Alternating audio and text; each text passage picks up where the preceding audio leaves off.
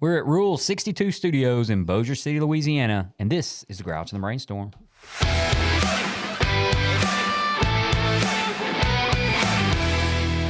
And we are back. And we are back with a bonus episode. I am Mike, and this is Matt. Hello. And Jill. Hey, guys. And today we have Judy. Hello. And Larry. Hello. All right. And guys, we love bonus episodes, love to hear your story. We try to maximize the time and minimize the jokes because me and Matt got a lot of time fillers on some of our episodes. And Jill, reluctantly doesn't Puts like up that, with apparently. What? Seriously? She puts up with us. But yeah, she puts She's up the with it. mama. Shit. A lot of people don't know this. Jill's actually the worst behaved one. She just acts good on the microphone. It's always Mike and like I- that, though. You know Yeah. that, right? Everybody, it's the opposite of what y'all think. I was thinking. Okay. I don't believe that. Somebody Evil laugh. asked me yesterday if I'd ever seen the movie Porky's. Oh, God bless. And and what's that? Stripes. Remember that movie? Stripes? yeah. Bill Murray. Bill Murray and Porky's and Stripes. Apparently, someone that played in Porky's had passed away recently. Oh. Yeah, and I think they were only like 70 or 65. And but they recently passed away, and then they asked me, if I'd ever. And I thought about, when I was. If you ever... I was about 9 or 10 years old when these shows came on, right? And these chicks in these shows were bad to me. I mean, like these were the girls' mama would not want me around. Yeah. I understand. They're not. Naughty Are you one. trying to say something?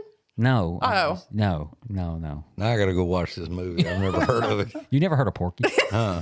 All right. Well, today Larry is going to tell his story while Matt watches Porky's on his phone. Exactly. No, Larry's going to tell his story for us today, and we appreciate you dropping by. And we'll kind of guide you along. If you get off track, we'll stay off track, or if you want to come back, we'll let you come back, however it is. But anyway, to maximize time, go ahead, Larry, take it away. Matt, you got anything you want? No, just fire away. Yeah, fire away, Larry. Okay. All right. December 13th. Well, no, let me start at the beginning.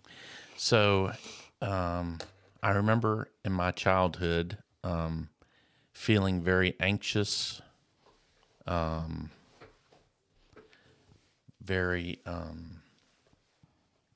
uncertain of myself, uncomfortable in my own skin, and around the age of 7, my father and mother took a trip with another married couple to Six Flags in Arlington for the weekend. And my father and the man's wife checked into a room together. And that was how they told the other two, my mom and the husband, that they were cheating on them. And so they came back. They married each other. My dad married that lady. My mom married her ex-husband. You were how old? 6? 7. 7? Wow. 6, 7. Yeah. So I was an Couldn't only even child. ride all the rides.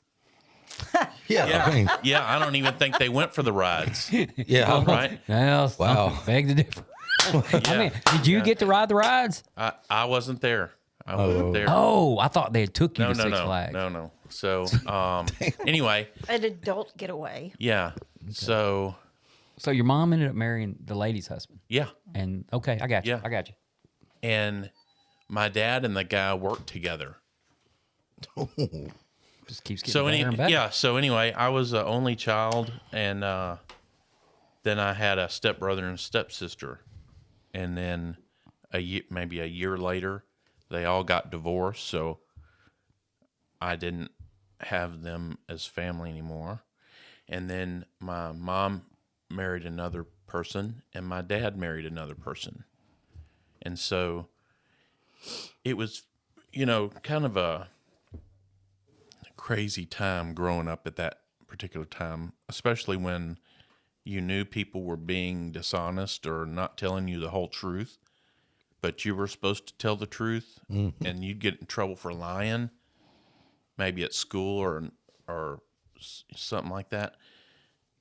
but you know other people aren't telling you the truth, and you can't really figure out the truth because no one's telling you all the information.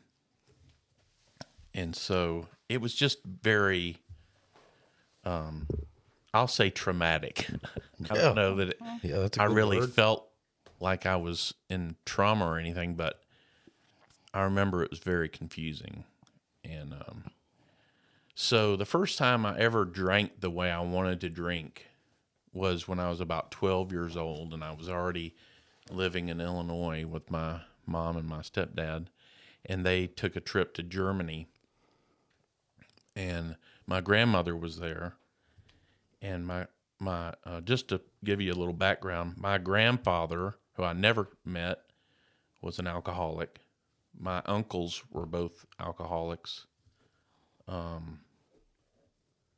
And so I had alcoholism in my family. So the first time I ever drank the way I wanted to drink was about 12. They were out of town, and I stole a bottle of tequila out of the cabinet. And my best friend and I were going to drink shots of tequila. So I poured 2 shots of tequila, and we drank the first shot, and I could instantly feel that warm feeling. Of course, it tasted awful, but it didn't matter to me. It felt good. And so I poured us a second shot, and we took a second shot. And again, felt the warm feeling.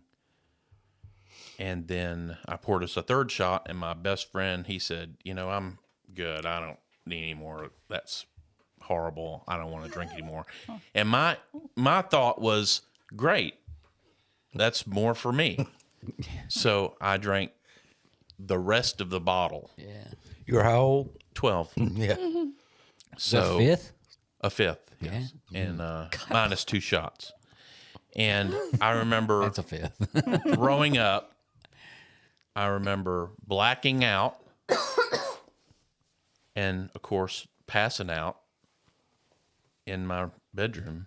And my grandmother came down to check on me and found me in the floor, which I think she instantly knew what was going on because she dragged me up the stairs, put me in the shower, and turned the cold water on and just made sure I was still alive and not dying from alcohol poisoning, and then put me in bed.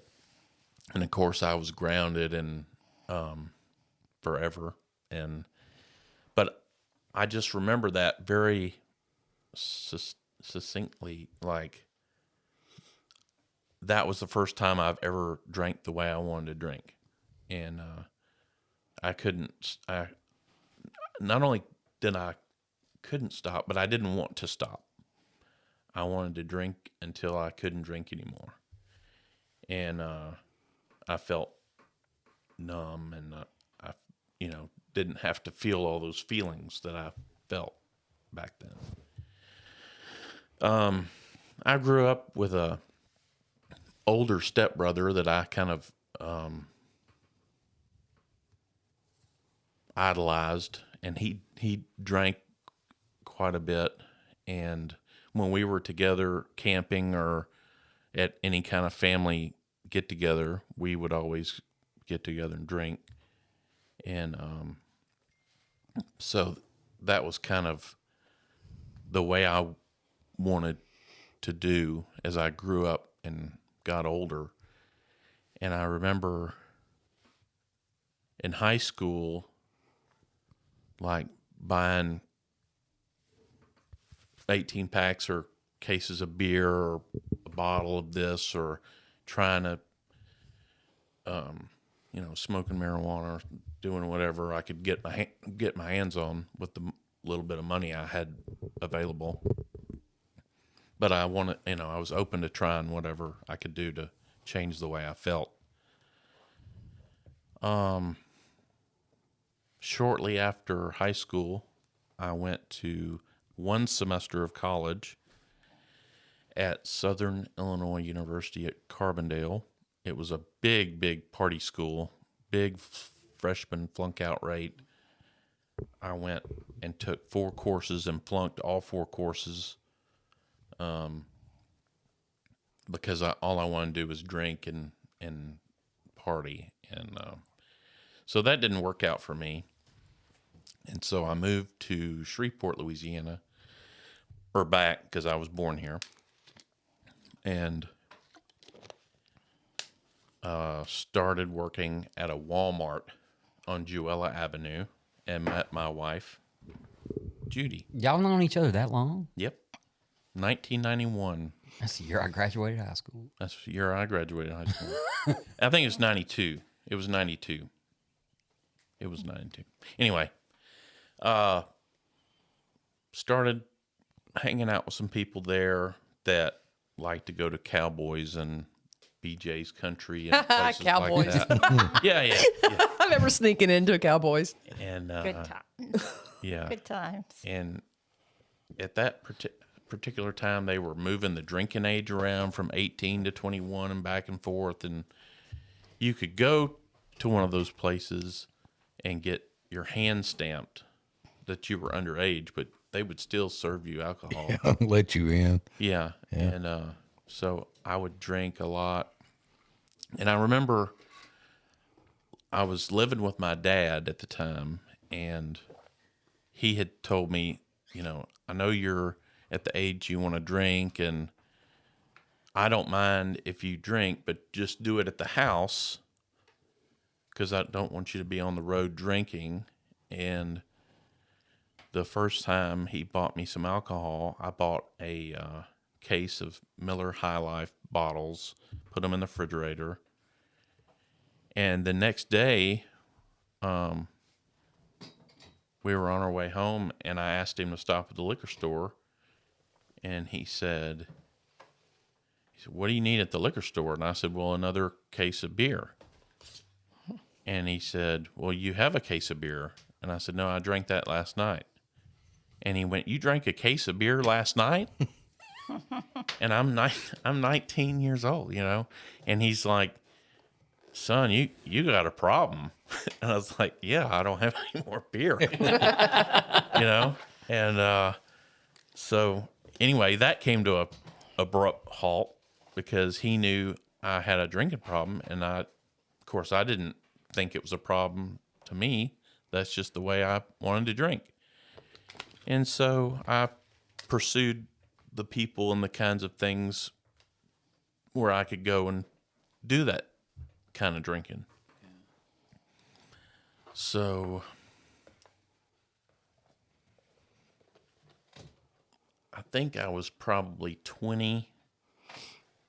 I was dating a girl from that particular Walmart. And Not me. not Judy. We were friends, but we didn't ever date at that particular time.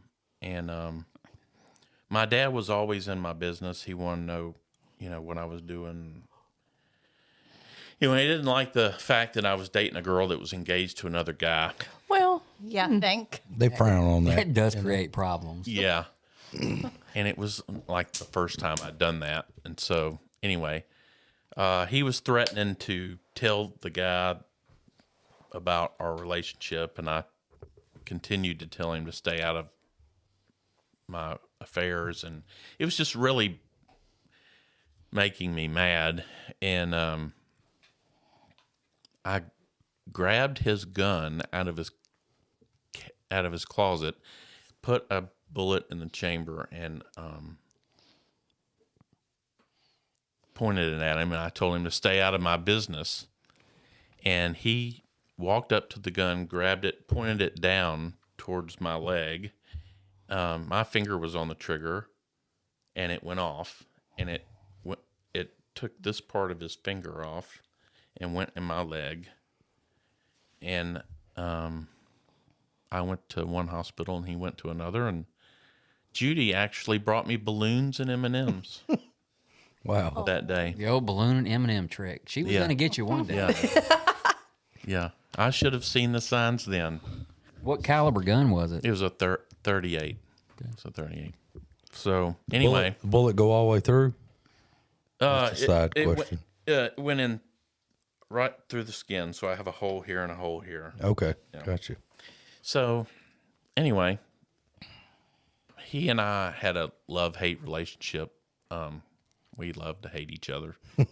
And so, anyway, I started living with my grandmother and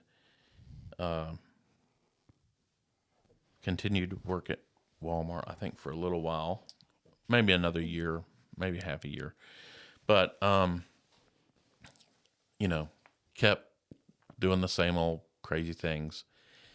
And living, I moved out of my grandmother's house into a little shotgun shack in a bad part of town, and rent was like $75 a month. And I was spending all my money on booze and drugs and whatever. And lost my job at the Walmart, started a job at a plant farm. Just moved from job to job to job and still doing the same old stuff. In 1996, my grandmother passed away. And I remember my mom coming from Illinois for the funeral. My brother came into town, and I bought a bottle of Wild Turkey and Dr. Pepper for us to drink at the house. All y'all? No, just my brother and I. So you bought 2 bottles. One. We bought one and Had to go. ran out, Had to go back. and then we went to the bars. I knew that was coming. So we left and we went to the bars, and we decided we would go from one to another. And in doing so, I got pulled over in downtown Shreveport running 3 red lights. And it was my first DUI. And my brother was with me, so they took me to jail, but I never did actually go in a cell. I was sitting there on the bench being booked, and he was there to bail me out. So they took my information, took my license, impounded my truck, and we took a taxi back to the bar until 5 a.m, and then took a taxi back to the house. And the funeral was like 9:00 in the morning, and so no sleep, drunk as Cooter Brown, show up at this funeral for my grandmother. And, looking back, that was the worst thing I could have done to honor my grandmother. But you don't think of those things then. But I bring it up to say that, that was my first DUI, and there was really no consequences whatsoever back then in 96. I went to court. I paid a fine. I may have had to go to some defensive driving class or something similar. And that was really it. I mean, there was hardly any consequences, so of course I was doomed to do it again. But I did try to alter the time I spent behind the wheel when I was drinking. I think there was a lot of time that I would just drink at home, or maybe ride with somebody to a bar if we were going to a bar. But I tried to stay out of bars as much as possible. And so in about 99, I believe, I was doing I'm an electrician by trade. I've done electrical work my whole life. My grandfather, my father, and I, all 3 were electricians. And so I was doing a remodel for a lady in Spring Lake subdivision, and she had a Sub-Zero refrigerator that she was getting rid of, a practically new one with a fake cabinet front. And I asked her what she was going to do with it, because it was just sitting outside, and she said she was going to give it to Goodwill. And I said, well, if I could get rid of it for her, would she let me have it? And of course, she said yes. And so I took it home. And one of the things I did with it was drill a 3/4 hole through the front and mount a tap and make it a kegerator, which is something that my brother had come up with. And so I started having kegs in this refrigerator. And we would drink a keg in about a week, just a couple of us, playing cards in the evenings and drinking beer and whatnot. And so I met a girl in 2001 named Jennifer. She and I got married in 2002. No, 2001. It was 2001. And we moved in to a house on Shady Lane, and I was studying to become a master electrician. And on one of the days that I was supposed to be at class for this test, studying to take this test, I was at the bar. It was close to Valentine's Day because the qualifying race for the Daytona 500 is on a Friday, and Dale Earnhardt Jr. won the pole position for the race. I think it was the first time he did that. He was still a rookie. And anyway, I'm at this bar drinking Budweisers from noon to 5 and drinking Jaeger bombs and things of that nature. And I leave the bar to try and beat her home from work. And I pull out, I hit a extension ladder that's leaned up against the Podna's barbecue on Mansfield Road where people are working on the roof. The ladder falls over. Was it a dude on the ladder? That's my first question. They were on the roof. Okay. Then I swing around because my tire goes flat, and I swing back around in the parking lot, and I have to fix the flat on my truck. And so not too long after that, the cops show up. And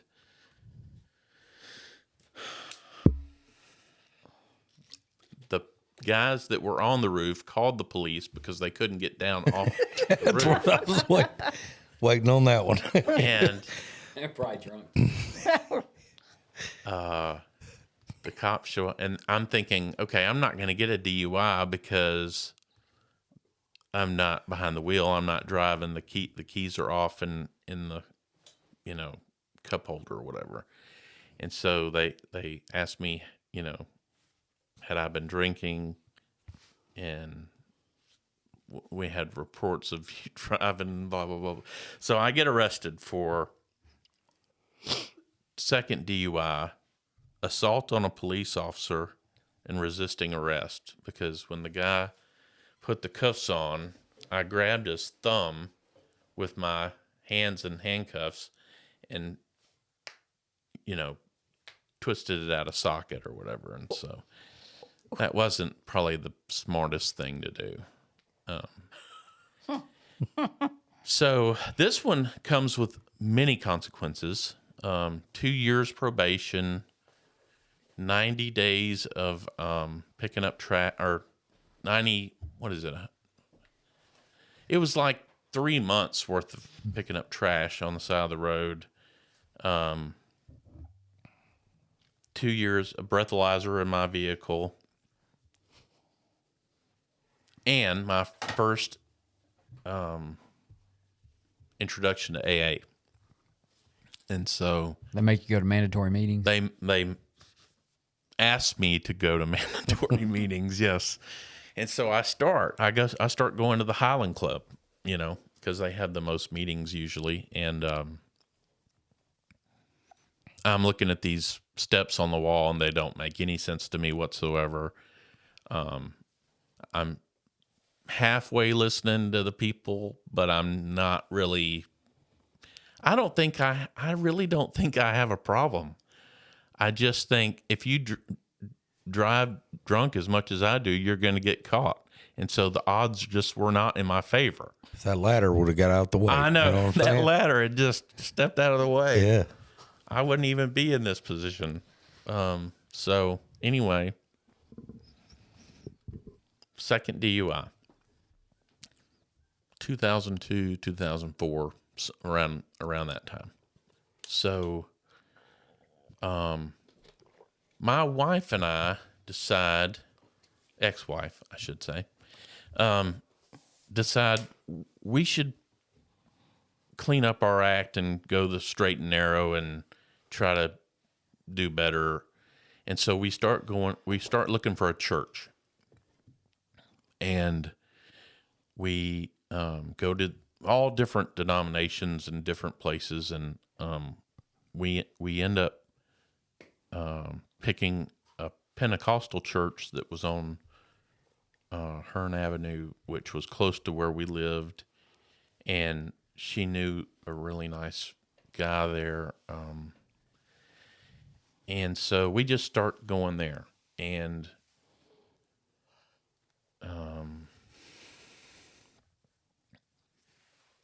every time I go, the sermon and the message seems like it's just for me. I mean, I'm really getting a lot out of going every time. And so I go every time the doors open. But I'm really still having trouble trying not to drink on my own. And I'm really trying.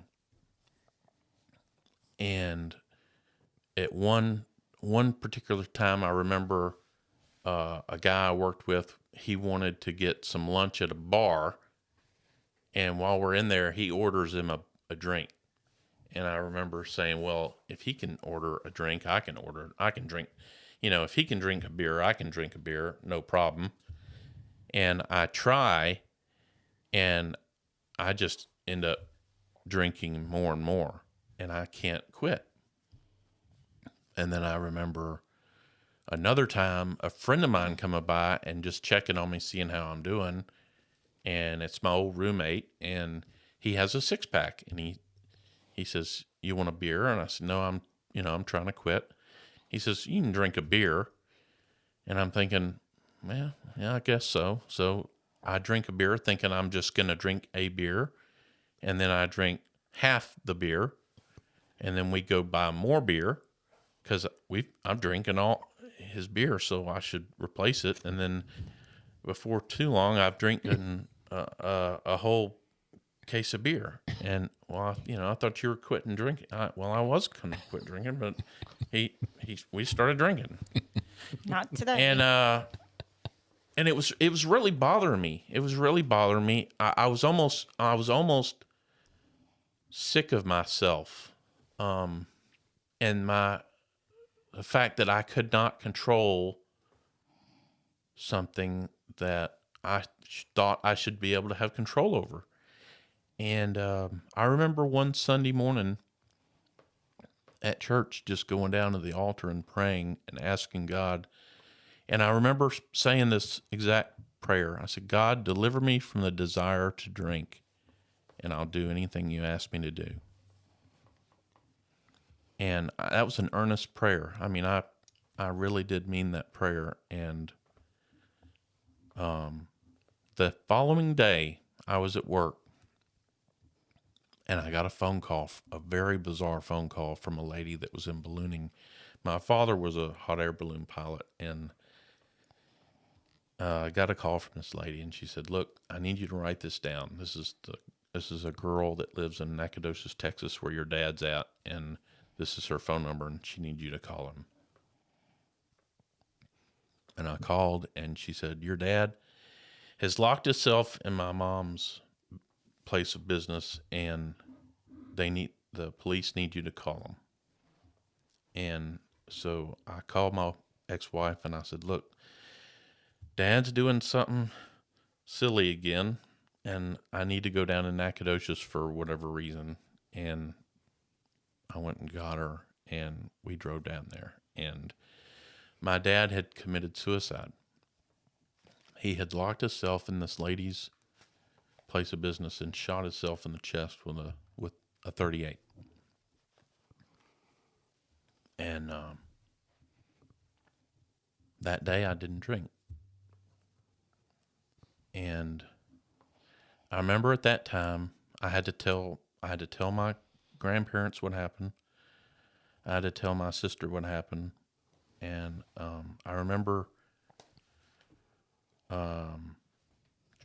my sister was in college still, and she needed money, and I gave her some money to help out, and I didn't drink that day. And I remember going to the funeral, and my in-laws are still great friends of ours to this day, and I remember them being there for us, and I remember not drinking that day. And I stayed sober, going to church, doing things in the church, praying, reading the Bible, and for 6 years I stayed sober, and it was doing things in service like we do, and I got cancer at some point. In 2008, I had a mole on my back that ended up being melanoma, and it went to my lymph nodes, and I had to have surgery, and I had interferon treatment for 10 months, and that was the immunotherapy of the day was an interferon, and I was very tired. I stopped going to church as much because of I was still trying to work and keep a full-time job, and it was just a lot. And I remember feeling very tired, and I stopped doing a lot of the things that I was doing. And my ex-wife, Jennifer, she mentioned I should go on a trip. I should take a vacation and just do something for me. And I thought, well, I don't want to do anything just by myself, but she insisted. And I've always liked to scuba dive. And so I took a trip to Key West with a group of people I didn't know from Bossier. And down in Key West, well, it's actually Key Largo, but we took a trip to Key West, and I roomed with a guy that had a 6-pack of beer, and I've not drank in 6 years. And he says, "Would you like a beer?" And I'm thinking, I'm on vacation. I'm cured. I don't have a problem with alcohol anymore. I'll be able to drink like a normal person. So I drink a beer, and he asked me if I want another one. I say no. And I'm thinking, I've got this. I can drink like a normal person. So the next day, he goes and buys him another 6-pack, and I buy a 6-pack, and I drink the whole 6-pack. And didn't even think twice about it. Just thought, we're having fun. It's Key Largo. What happens on vacation stays on vacation, blah, blah, blah. And so the next day, the weather is bad, and we drive down to Key West. And if any of y'all have ever been to Key West, it's a little island with a bunch of bars on it. And we went in every one of them, I think. And I drank in, every one of them. And so I get back home, and no one knows that I've had all these drinks. And so on my days off, I would go to a restaurant and I would drink a couple of drinks, which, no one knew about. And it just progressed from there and got worse and worse. And Jennifer found out about it. And she said, if you can drink 2 drinks and stop, I'm okay with it. And I was like, okay, cool. Which I couldn't do at that point. And so it got to be more and more arguments about drinking and not drinking and this and that and the other. And we end up getting divorced. And I had always told myself after seeing my parents get married, divorced, married, divorced, married, divorced, married, that if I ever got married, I wouldn't get divorced, which was a expectation I put on myself. I shouldn't have put, but it was one that I had. And it really depressed me, and I drank more and more, and on my days off I would drink more than I should, and so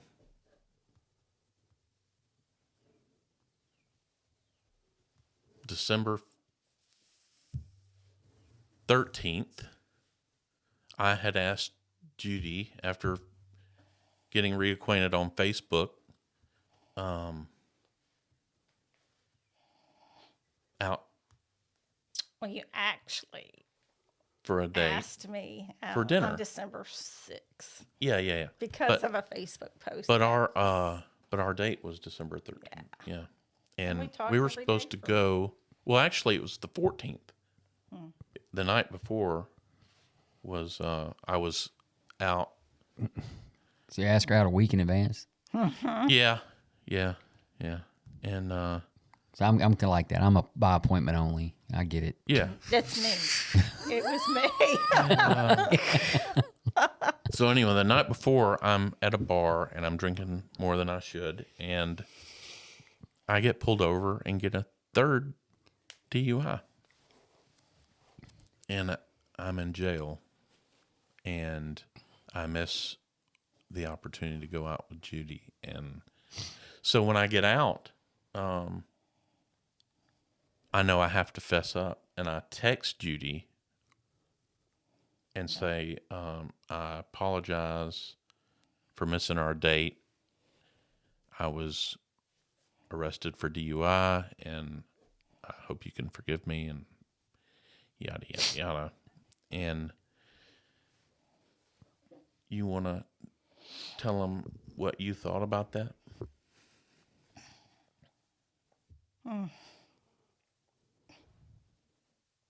It brings back a lot of emotions.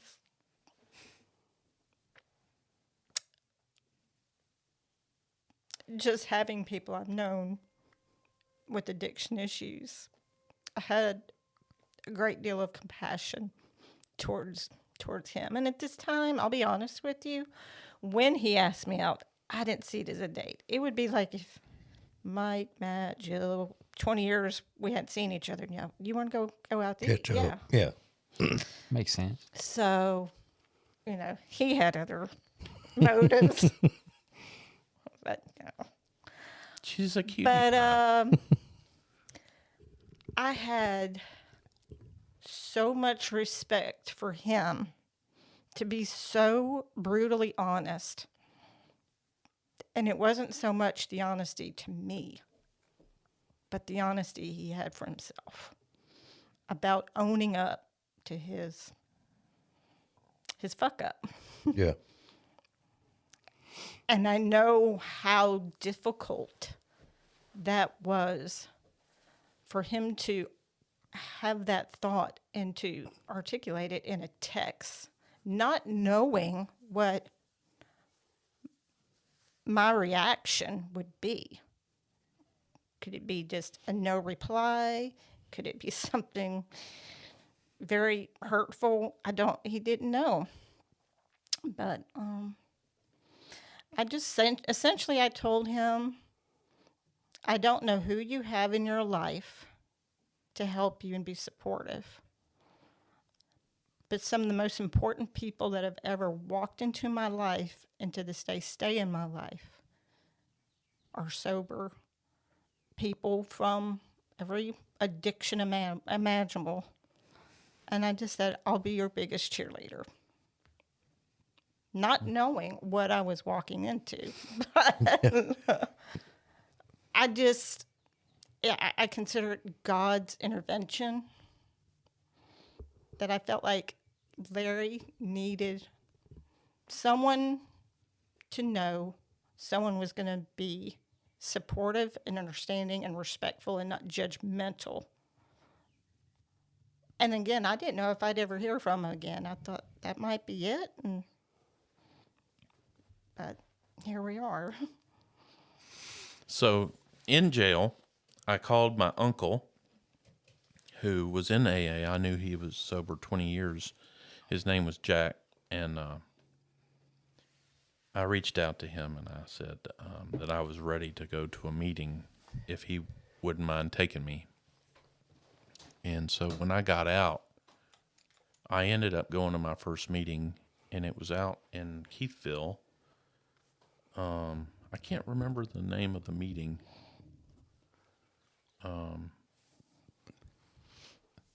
Was that like out by Berean Baptist Church? It's out past Four Corners. Oh, it's that direction. Yeah. Okay. Yeah.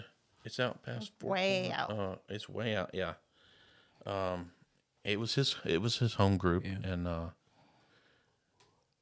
anyway, I went out there that first night and with him, and they had already a pre-planned topic or whatever, but somebody mentioned that it was my first meeting, and could they talk about what got them sober?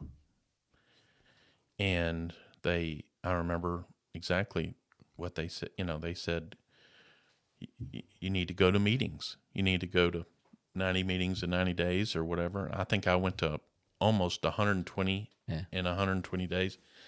And if I didn't make a meeting, I went to 2 the next day just because I knew I needed it.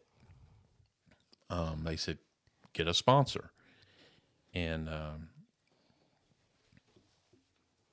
I lived off Kingston Road in Shreveport, South Shreveport. And so the South Shreveport group was very close to where I lived. And I knew that if I happened to lose my license, I could drag my butt up there to Now they're at St. Mary of the St. Pines. Mary of Yeah. the Pines. Okay. On Burt Coons, and right there by Southern Hills Park.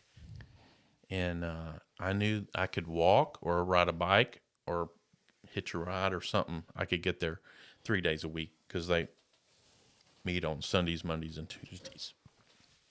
And so I made it my home group, and I asked Larry G to be my sponsor.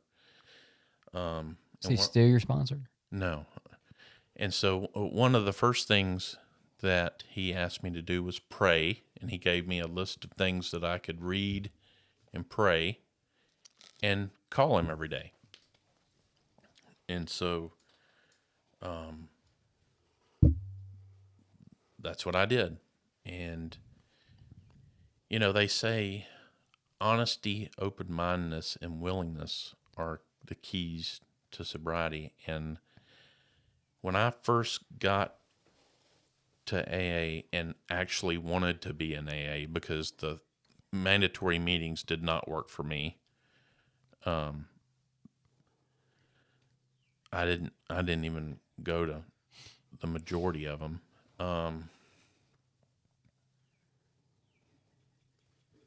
I couldn't be honest with myself, really. I mean, I was honest with Judy, but at that same time, I couldn't be honest with myself or other people. And I certainly wasn't open-minded, but what I was a little bit willing to do whatever I had to do to save my own behind, which, of course, grew into wanting to do this thing because of the benefits that I received. Yeah. After being there for a while. And so anyway, I just jumped in with both feet and started going to as many meetings as I could go to. I started making coffee on Monday nights. Started going through the steps with my sponsor. And I hated, oh my God, I hated calling him every day. Now, how long does this guy have? Oh, he had, God, he had, I know his sobriety date's October 31st. But I don't remember the year. But at that particular time, he probably had 20, I think 30 years. I think I know the guy. Yeah. Oh, he's famous. Does he wear overalls? Yeah. Yeah. Yeah. I know him. I was at his maybe this past year he came to the Koala Club for his birthday. Oh. Yeah, it was yeah. Okay. I know who you're talking about now. Yeah. He just popped in. Yeah. just- Yeah, random. Yep. I know exactly who you're Yeah. talking about. Yeah. Wears Okay. a hat. Yeah. Yeah. I remember thinking, I went to the South Shreveport group, one of my first meetings, you know, I was going to shop around, find that meeting, you know, and I went there and I remember thinking that to me, he looked like a chimney sweep. I thought that's what he was. He was a chimney sweep. I don't know why. Well, anyway, Don't tell me he's a our chimney sweep. conversations usually were about him fixing lawnmowers, which I didn't know anything about. Chopping wood. He cuts a lot of wood and stacks it for the winter. He lives in the woods, so I mean that's like a major thing. I even went out one day when I was off and helped him chop wood. But yeah, I mean nothing that I was ever interested in did we talk about on the phone. Was chopping the woods that kind of like, you know, the sand the floor, paint the fence kind of thing? Kind of, yeah. I did kind of feel like the Karate Kid, Yeah. Yeah. learning in Yeah. that way. Alcohol flung your way. Yeah. And he'll tell you. I mean, he feels like he's waiting for the aliens to pick him up because he didn't feel comfortable as a kid either. He felt like he was not of this planet or whatever, you know. And so, but I love him. He's a great guy. Yeah. And he helped me so much in early sobriety grow and learn this thing. I mean, the reason I picked him as a sponsor is the way he shared in groups from the big book. I mean, he knew the big book. He knew this program. And that's why that was the main reason I asked him to be my sponsor was his knowledge in the program. And God, I mean, I can't thank him enough for being my first sponsor. And then, so anyway, he was big into telling a story at Steps downtown Shreveport before it moved to Cada over in Bossier. And we used to go there. He would go on one Sunday and I would go on another Sunday and I'd take sponsees and whatever. And we'd go share our story. And then I got really involved at Promise Hospital or I think it's called intensive specialty now, but it was Promise. And I remember, Mike, I think you mentioned it on a podcast not too long ago about going up there and telling your story when I used to go up there every Thursday night. And God, that helped me. I remember going For 7 years, I went up there and would either read from the big book or discuss how it works or, you know, have someone tell their story or and it was so good for my sobriety. I learned so much doing that. And if you don't do that, I can't recommend it more. It's such a growing experience.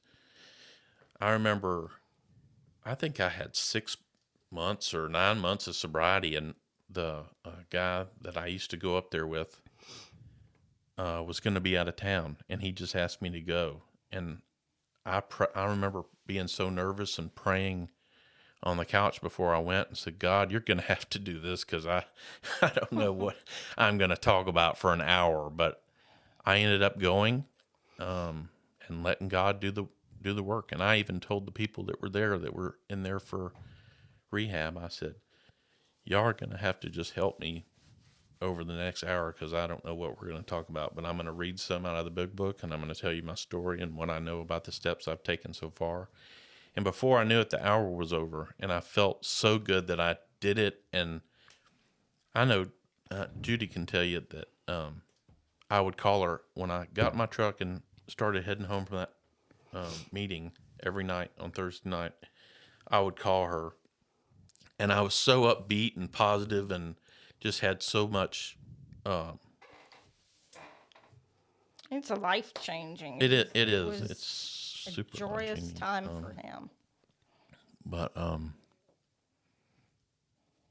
this program has taught me so much about myself and about people and about my relationship with God. And Judy asked me yesterday, she said, what's the one thing that stands out about the program the most that you would say? And I would say that my relationship with God has certainly grown, where it's, I ask him for help in the morning and I thank him at night. And I grew up a cradle Catholic.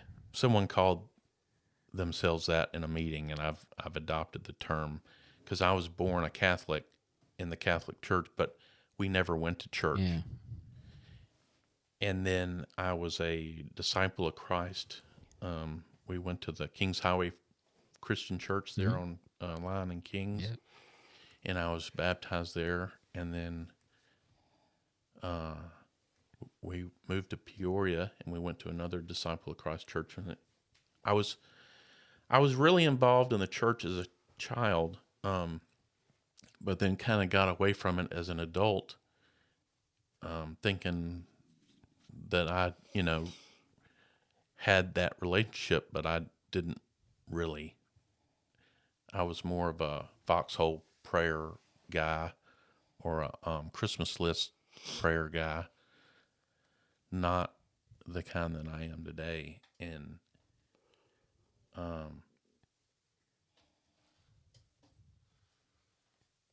there is no requirement other than a relationship. Yep. I have that relationship today, and it's taught me a lot about spirituality and